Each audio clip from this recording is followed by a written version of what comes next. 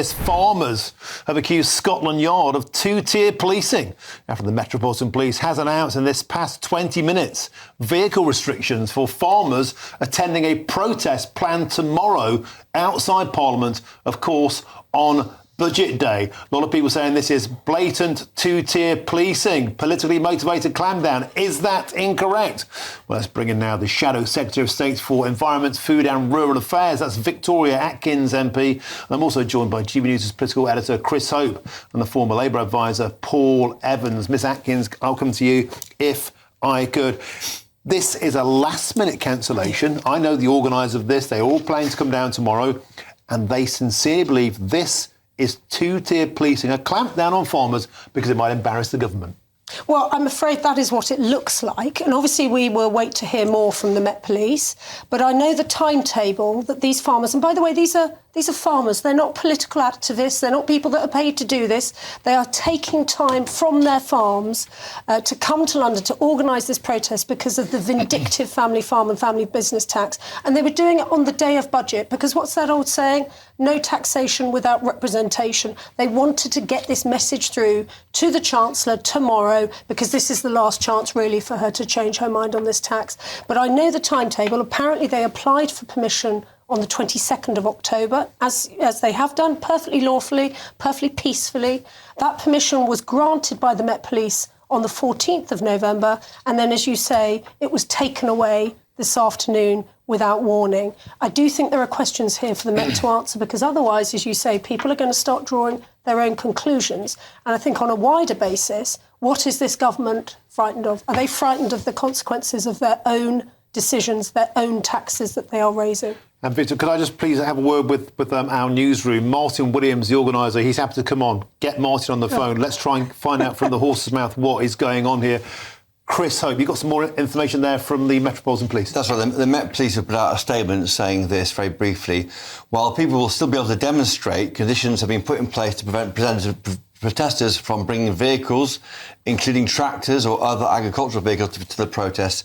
This was made due to the serious disruption that they may cause to the local area for businesses, emergency services and Londoners going about their day. Any person taking part in the protest must remain on Richmond Terrace, Whitehall, within the area of the map below. So they are saying that the issue was one of disruption for the area, businesses, emergency services and Londoners.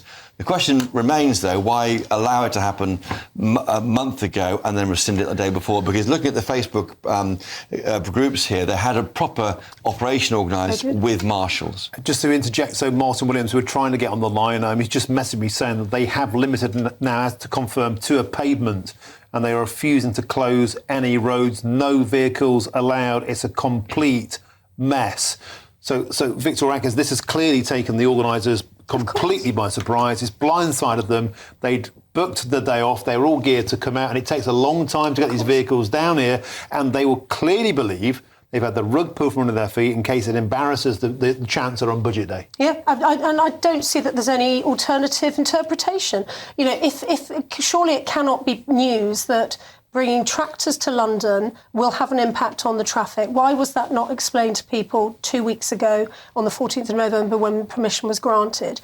And why is it that on the very day that the Chancellor could do the decent thing and axe the family farm tax, why are they so worried about having people protesting, but also making clear the consequences of this dreadful tax? We've been, for the last year, GB News has been fantastic, if I may say so, but we have, in the House of Commons, we Conservatives have been forcing debates, asking questions, forcing votes to try to get the government to see sense. And now, the day before the budget, we have this decision which will not only disappoint, but I fear it will also anger farmers who wanted to come to London in peace, but to make the point about how damaging this tax is going to be for their families and our food security.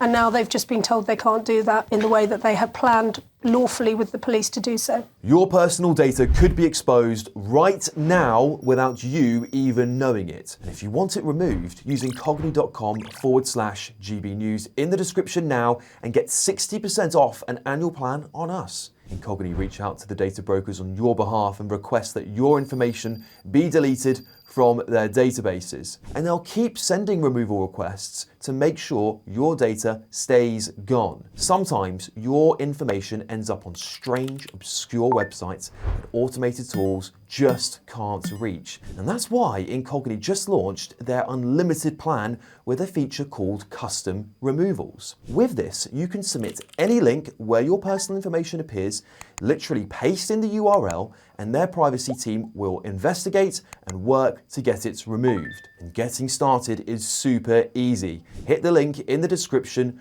create an Incogni account, and tell them whose data you want removed. Grant them permission to work on your behalf, and then all you've got to do is sit back and relax. They'll keep you updated along the way. Incogni is totally risk-free for 30 days. If you try it, it's not for you, you'll get a full refund. So take back control of your personal data today with Incogni. Use our code GBNews at checkout via the link in the description, and you'll get 60% off an annual plan. Paul Richards, the organisers of these protests, have been in this studio many times, and they've told me repeatedly all they want to do is to sit down with the government and have a dialogue. They actually agree that those with the broadest shoulders should pay more tax. So the super farmers, perhaps even, dare I say it, the Jeremy Clarksons, but the smaller holders, the less than £5 million total, the small holdings that barely make any profit, those whose all of their assets are in the land, they want those people to be spared in a way that would still net the Chancellor the money that she clearly needs. We all know the country needs money. Why won't the government just talk to them rather than closing them down? Well, I mean, that is a compelling argument, and those channels of communications are open. You can't possibly say she is not aware of those arguments. And the budget hasn't been passed yet, so let's see what's in the actual budget tomorrow. But on the transport issue, you know, you've just seen footage of the size of those tractors. I imagine the police, who've made an operational decision, by the way, it's nothing to do with ministers, have decided that, based on their intelligence of how many of these things were going to come into central London, have said, well, that's going to cause the absolute disproportionate disruption to the city. In a way, they didn't pull the plug on, I don't know, endless Just Stop Oil protests for all that time. Well, they should have stopped those too. But they didn't. You can't have free-for-all in the middle of SW1, and for not least because it's St Thomas's Hospital, the roof of the ambulances goes through there, so you can't have that blocked up for hours with enormous agricultural machinery. Victoria. And this, we have a point of agreement in that, had the Chancellor had the guts to meet these farmers and discuss these concerns with them, that would be the much better way forward. The Chancellor has flat out refused to meet any of the farming organisations, any of the farmers. They have flat out refused to listen. When I have put cases, terribly tragic cases. But your opposite number has met with the NFU many times. So those arguments are being made to the Cabinet. The Chancellor is the person who controls the budget, and she has flat out refused to meet the NFU and other farming organisations to hear their side of the story. Well, let's see and what that is what has led to so much anger in the farming community. If you were They're in not being government listened now, to. you wouldn't be allowing tractors to be blocking If we were in government now, we would axe the family farm tax and the family business tax. We wouldn't be in this mess in the first place. Let's say it was a left-wing demo and they wanted to we would not be in this mess in the first place. And I would also have the courtesy to meet the people whose taxes are having these taxes are having this terrible impact on families. But that's a separate issue, isn't it? It's not, actually. It's about ministers doing their jobs. Look at the size of these things. Doing their jobs. They're enormous. Just got a quick statement here. I'm still trying. So Ollie Harrison, one of the organisers, is in London. He's trying to leg it here now before the end of the show. He probably won't make it, but I might try and get him on a later show in the studio. Just got a statement here come in from the Berkshire Farmers Group and all associated organisers, including but not limited to George Brown, Dan Willis and Caroline Graham. They wish to inform all attendees that this protest has been cancelled by Dr. Alison Haydari of the Metropolitan Police, and we absolve ourselves of all responsibilities for any attendance to this event. So that sounds to me like the farmers have had the frighteners put on them a bit. They're saying, don't attend, this is now nothing to do with us. Victoria Atkins, it just feels more and more like this is a clampdown? I think there are very serious questions to be answered, and of course Ollie and others will be able to explain what happened. But again, I come back to the fact these are people, these are farmers. They're not in the habit of protesting every week, such as happens with some protesters that we know bring London to a standstill. They are coming off their farms from all over the country to try to get this government to listen to them, and this is the response that they've had. And by the way, with previous protests, the police, they've remarked upon the fact that the streets of London are cleaner after the farmers have had that protest because they do such a good cleaning up job afterwards. This is not a case where people are coming here with bad intent or wanting to do damage or harm. They're just trying to get the Chancellor to listen. And what's so depressing is that I've worked out that some 45 times now ministers have been asked, the Chancellor, the Prime Minister, other ministers have been asked at the dispatch box whether they'll change their minds on this. Will they? Do they stand by their figures? Will they listen to farmers? And they have refused, flat out refused. Let's hope tomorrow they do the right thing and axe the tax. But farmers are just trying to ensure that their voices are heard ahead of this dreadful budget of broken promises. Chris Hope, we need to bring you back in here. This will, doesn't matter how it's dressed up by the Labour Party, they can blame the old bill. It looks exactly like the night before a major protest, a major event.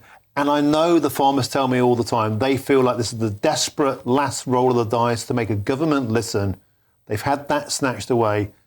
However you dress this up, it looks like a clampdown. It's their last chance of doing so before these changes come in. When the inheritance tax change rules are changed next year, I think the summer next year, isn't it? April next year it happens. And that's why they're so concerned about it. It was the last chance to sound their horns on Whitehall. What I'd be intrigued to know, as perhaps an MP, you can ask these questions, what changed between all those dates you said there when it was approved? What has happened today, tomorrow? Is something happening in London we don't know about? Why suddenly act at such a short notice? Because it does seem inexplicable to do it so quickly. And I think that's a very fair question. And, I've been careful to say I think the Met have questions to answer. Clearly, if situations have changed since the 14th of November to such an extent, of course, we will all understand that. But at the moment, the answer that they have been given, from the answer they've been given, it's not clear why that situation has changed from the 14th of November when permission was first given. OK, Victor Atkins, I know you have to dash off. Thank you very much for joining us. I really do appreciate your time. Thank you very, very much indeed. Gentlemen, we're still attempting to get one of the organisers on the line. I hope we can do that before the end of the show. In the meantime, gentlemen, let's just try and establish what we know so far. Chris, so this is being put down as an organisational issue, a traffic management issue, and we know thus far that this has now been contained to a small area of pavement, nothing like Plan A. Yeah, an area called in front of Richmond House. It's formerly the NHS offices, or the Department of Health. Forgive me, Department of Health, NHS in Leeds, Department of Health, of course, and that's where they can gather. They can't bring any vehicles down there. There are no road closures. We won't have that little sea of tractors we saw in previously for demonstrations. It might be because I don't think it's happened before on Budget Day, and Budget Day is a day of heightened security around Westminster. So that, of course, they'll be closing off parts of Downing Street when the Chancellor emerges around 11ish, normally before the Budget Day with her battered Gladstone briefcase. So it might be that they feel there's just too much moving parts to coordinate with tractors outside. It might be that there could be a risk that the Chancellor couldn't get to the House of Commons to deliver her budget, because normally this protest doesn't happen on a day when the budget's on. Can I just interject? I've just been sent a copy of the cancellation paper by one of the organisers. This is Clive Bailey, a farmer I have on the show often, and the box that's been ticked, an event map attached. The box that's been ticked is Option C. The assembly may result in serious disruption to the life of the community. So it wasn't cancelled because of a serious public disorder or a risk of damage to property. It was cancelled because of a serious disruption to the life of the community. So health and safety.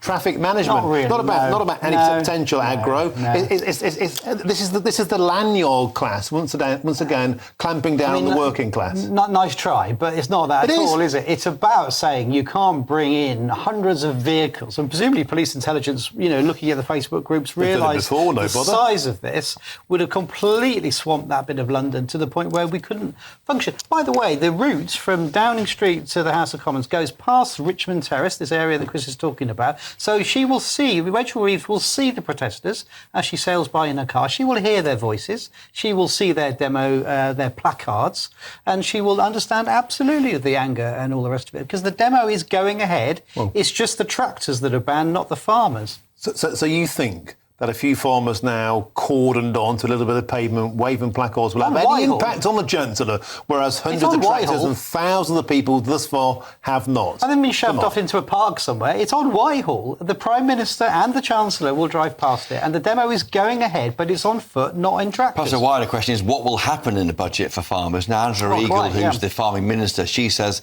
there'll be no change, but there have been reports recently there might be a tweak to some of those allowances to allow to try and mitigate the damage to family farms. I wouldn't be surprised, if that is one of the rabbits out of the hat. I think that it's entirely possible, that argument around, people of the Clarkson kind who can afford to pay more and are not really proper farmers, versus the working family farms you're talking about. It might well be that tweak takes place. And we this time tomorrow we will know.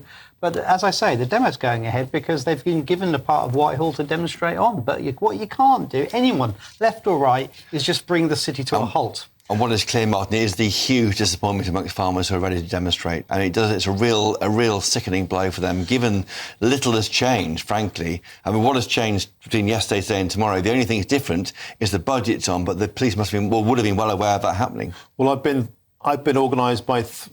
OK, we have got a guest now. We have now got Dan Willis, who has been organising this process. Farmer Dan Willis. Dan, terrible news for you boys and girls. The farming protest has been cancelled. Why?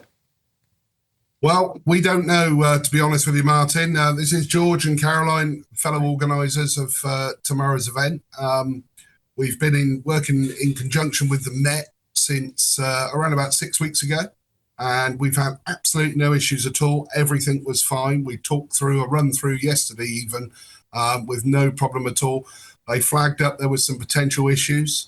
And this afternoon, over a Zoom call, we learned that we could no longer have a static display of machinery to keep a focus.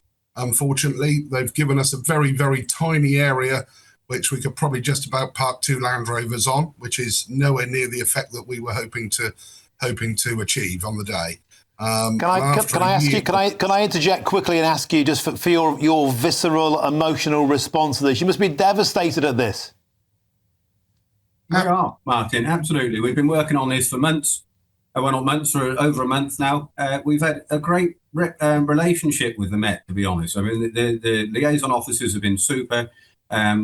This decision today, I heard on the news just now about it being about mass disruption on the way in and out of London. The public have been so supportive of us going in and out of London every single time. We've kept with the flow of the traffic. And this is 400 tractors we were talking of, up to 400 tractors we're talking about. How many movements are there in London? 6 million. There's 16 million movements a year in London. It's a drop in the ocean. OK, could I get a word from the lady there at the front, if I may? How are you feeling about this? You look devastated. I feel it. Absolutely feel it. I cannot believe that we cannot protest rightfully and you get all these other radical people and we have never caused any problem. What is the problem? To pull the plug now, I can't stop people. We can't stop people. People will still come down. It is not in our control to be able to stop people. Farmers feel so strongly about their livelihoods, you're talking. We go to work every day and feed those cattle or whatever.